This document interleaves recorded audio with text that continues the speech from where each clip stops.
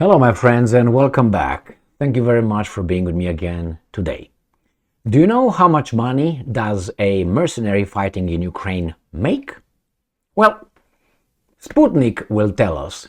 According to Sputnik and according to some people that were interviewed and people knowledgeable with the matter, familiar with the matter. So let's see what's going on. We have this article coming from Sputnik. It is from today, the 1st of September 2023. How much do mercenaries make in Ukraine? Let's make it big like this. Let's see. The Russian military has reported a major uptick in Ukraine's recruitment of foreign mercenaries. Estimates on just how much these soldiers of fortune get paid vary wildly. From less than $1,000 a month to $2,000 per day.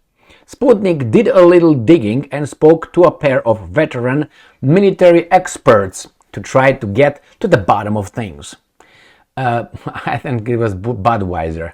A Bundeswehr veteran, that's a German military, who volunteered to fight alongside the Ukrainian army, gave a tell-all interview to German media recently. So it's not even coming from the Sputnik. The Sputnik got it from the Germans, revealing the surprisingly low going rate of foreigners taking part in NATO's proxy war against Russia in Ukraine.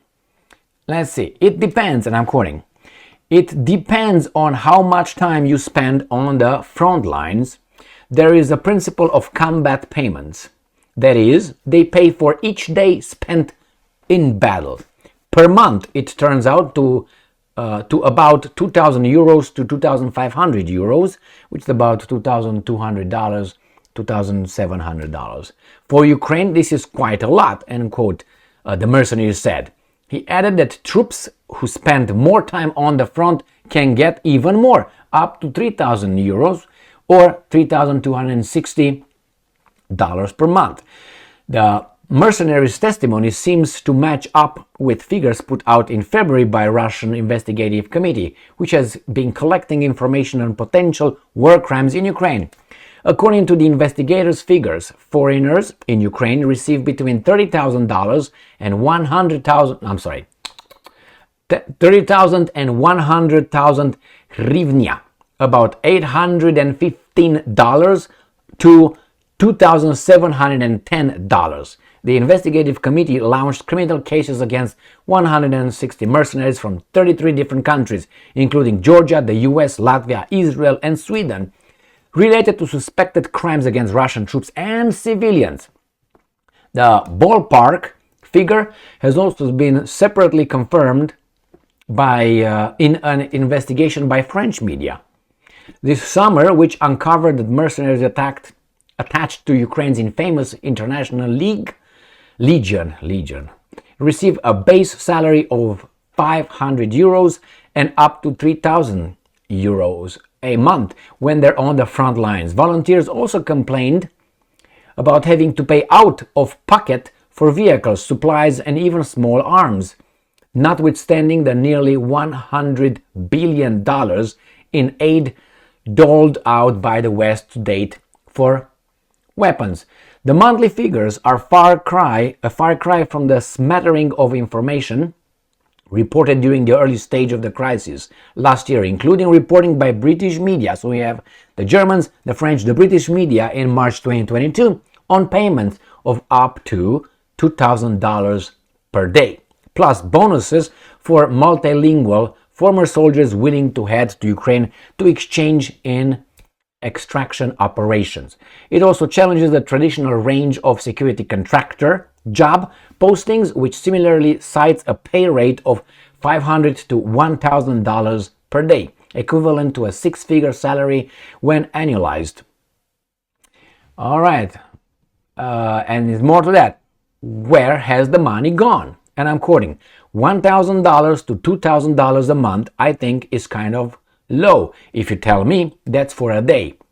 Now, if you told me that's for a day, I'd say, okay, I can see that. maybe a little on the high side, but up to that amount for a commander or something, yes, I can see that. But if you're talking on a per month basis, actually it's quite low for a mercenary type of situation. Earl Rasmussen, a retired U.S. Army lieutenant colonel turned international consultant with over 2 decades of military experience, told Sputnik, and I'm quoting, "I've seen some discussions saying mercenaries get between $30,000 and $50,000 a year. That's not a lot whatsoever. For a job, and squad commanders, up to $100,000. Now, you remember the Blackwater in Iraq? From the articles I was reading then, they said you can get about between $120,000 to $250,000. That would be in the realm that I would be thinking of. And then senior commanders probably may be $200,000 to $250,000 for the year, maybe even more." End quote. The Observer noted, stressing that $1,000 to $2,000 a month to him seemed on the low side. I think that too. And I'm quoting, "Unless it was for a cause I firmly believe in, I wouldn't put my life on the line for that kind of money." End quote. Rasmussen said, referring to the dangers foreign nationals subject themselves to. All for the average salary equivalent to or even less than someone working on a blue-collar job in the retail or manufacturing in the US.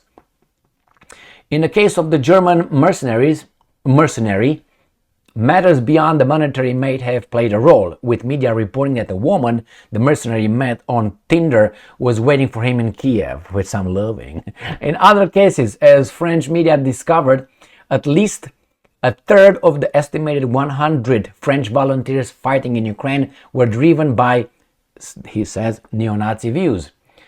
So, and I'm quoting, "the survival rate for many on the front line is poor, and I expect the low quality of the military leadership and the political demands in the Ukraine are not much of a draw for that limited pay." I agree with that. Karen Kwiatkowski, a retired U.S. Air Force lieutenant colonel and Pentagon staff officer turned whistleblower, told Sputnik, "Ukraine is sending 70-plus-year-old men for NATO training in Germany. And when this kind of extreme is combined with reports that very few Ukrainian refugees in Europe intend to return home after the war, that says a lot about the present state of its ability to defend its remaining border and its future as a productive nation," the Observer lamented. "How he who pays the piper calls the tune? From my understanding, the U.S. government is paying the salaries of senior government people in Ukraine, we know that one, to include retirements and medical coverage. I wouldn't be surprised if their military is being paid out of the U.S., the Observer said, adding that he heard rumors that Washington was providing an extra $1 billion a month in cash for payments to the Ukrainian government. They sent $250 million, and then they sent $270 million to tranches. So half of $1 billion just for the government. Government support to Ukraine, type of assistance in billion of euros. So that's almost $1 billion, okay? So it says military with this little color here. That's red, let's put it red anyway. And this is humanitarian, this is financial. So the United States has 42.8 billion in military. And they have 24.3 in financial. That's from us, without asking us.